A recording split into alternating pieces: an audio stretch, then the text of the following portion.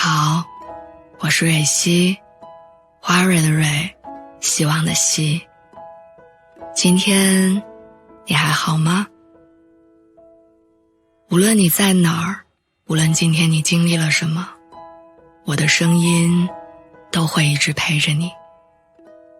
听完今天的故事，祝你晚安，做个好梦。我不知道为什么每年只要到了11月份，人就会格外焦虑，总感觉这一年马上就结束了，自己还没有做出像样的事情。年初计划说今年要攒10万块钱，现在连5万都没到。年初计划着今年一定要出去旅行，现在连市都没出过。年初说今年要多抽空回家陪爸妈，现在距离我上一次见到他们已经快1年了。这一年好像发生了很多事儿，又好像什么都没有发生。我是一个特别容易焦虑的人，我总怕自己就是来人间凑数的。我担心自己比同龄人差，担心自己让父母失望，担心自己终其一生都只是一个平凡的人。直到前2天，我看到了蜡笔小新中的一个片段，一下子让我缓解了焦虑。小新的妈妈给他讲了一个故事，说很久很久以前，在一个平凡的地方住着一对非常平凡的老爷爷跟老奶奶，在他们的隔壁住着一个叫做平凡太郎的人。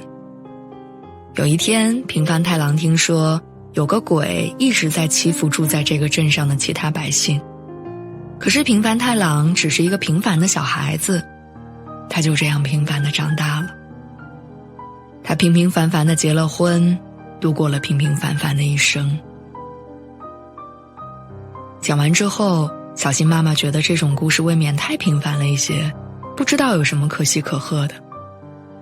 小新却说，妈妈，平凡是最幸福的。我们有时候想过平凡的生活，都还没有那么容易做到。生病、意外、倒闭、离婚，这些事情不知道什么时候会发生。如果能够平凡地度过一生，那当然是件可喜可贺的事情。我们总希望自己的一生波澜壮阔，与众不同，但大多数人的一生就是普通而平平的。王小波在《黄金时代》里写，那一天我21岁，在我一生的黄金时代，我有很多的奢望，我想爱，想吃，还想在一瞬间变成天上半明半暗的云。后来我才知道，生活就是一个缓慢受锤的过程，人一天天老去，奢望也一天天消失，最后变得像挨了锤的牛一样。年轻的时候，我们都渴望出人头地，成为这个世界上特殊的存在。可当你经过了时间的淬炼，岁月的洗礼之后，你就会发现，接纳自己的平凡，有时候比超越平凡更重要。就像你17岁的时候，经常骑着自行车上学，路边那些提着菜的大妈，抽着烟的大叔，你从来不会多看一眼，因为觉得他们太普通，普通到在人群当中你分辨不出他们来。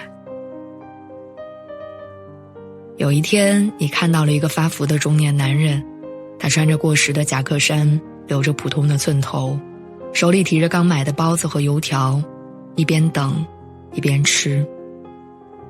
你心里想着说，长大之后我一定不能活成这样的大人。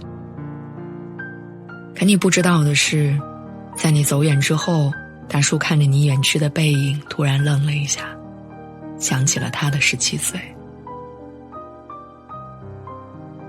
年少的时候，我们都会觉得自己会永远酷下去，不会衰老，不会变得俗套，心里装着诗和远方。看到大街上那些不起眼的人们，会觉得太平凡无趣。可是后来的你，以优异的成绩考上了重点大学，但还是没能找到一份好的工作。没有升职，没有加薪，没有功成名就，就连一份简单的爱情你都没有遇到。于是慢慢的，我们都变成了大街上的那些平凡而普通的人。其实我们用尽了全力，就是为了活成平凡的样子。你以为这是堕落，是无奈，其实这已是命运的馈赠。或许每个人都终将走向平凡，或许平凡才是人生唯一的答案，或许我们真的不需要特别费力的过完我们的岁月。